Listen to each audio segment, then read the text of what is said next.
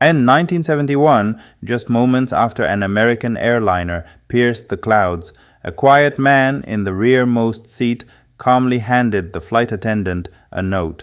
The few words scrawled on that paper didn't just hijack a plane, they launched a mystery that would haunt the FBI and capture the world's imagination for over half a century. Who was this man?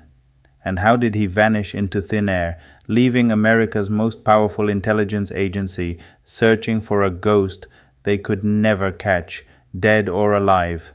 Hello and welcome. If you're new here, welcome to Amazing 5. Our story begins on a grey afternoon the day before Thanksgiving, November 24th, 1971, at Portland International Airport. A man, appearing to be a businessman in his mid-40s, walked to the Northwest Orient Airlines counter. He wore a dark suit, a crisp white shirt, and a black tie. Using cash, he purchased a one-way ticket to Seattle under the name Dan Cooper. He was unremarkable, another face in the crowd, easily forgotten. He boarded the Boeing 727, took his seat, and as the plane climbed into the sky, he ordered a bourbon and soda. Everything was perfectly normal. Then he summoned the flight attendant, Florence Schaffner. He passed her the note. Thinking it was just a lonely businessman's phone number, she slipped it into her pocket. But he leaned closer and whispered, "Miss, you'd better look at that note. I have a bomb." Her blood ran cold. The note was simple and terrifying. It confirmed his claim and demanded she sit with him. Heart pounding, Florence did as she was told.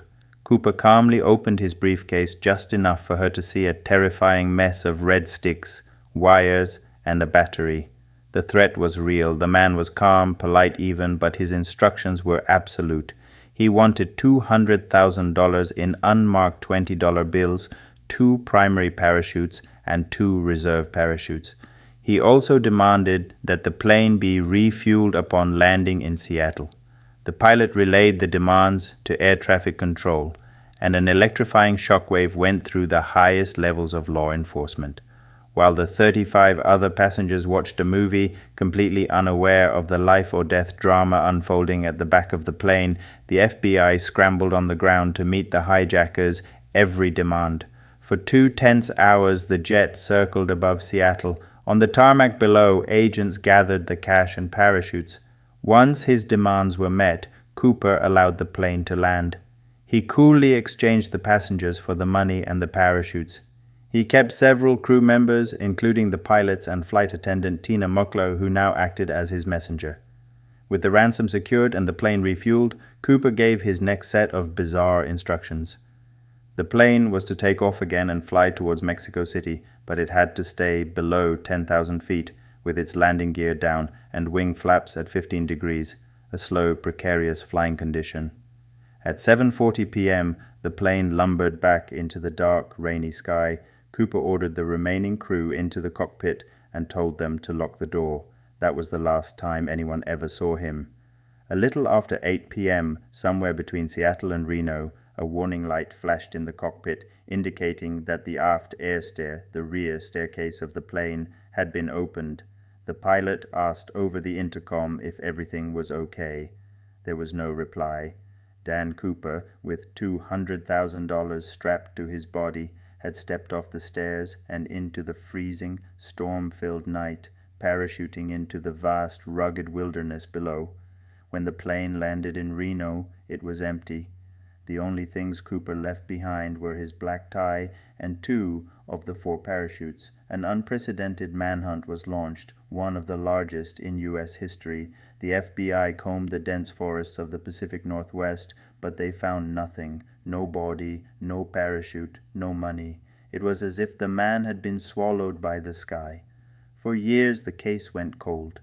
Then, in 1980, a young boy camping with his family along the Columbia River dug up 3 rotting bundles of cash. The serial numbers matched. It was a small fraction of Cooper's ransom, just $5,800. But instead of solving the puzzle, it only deepened it. How did the money get there, miles from the predicted jump zone? Was it a clue or just a red herring from a ghost? To this day, the D.B. Cooper case remains the only unsolved skyjacking in American history. Did he die in the brutal wilderness, his bones lost to time, or did he pull off the perfect crime, living out his days as a legend who simply walked away? The man known as Dan Cooper became a myth, a phantom who risked it all and then, quite simply, disappeared.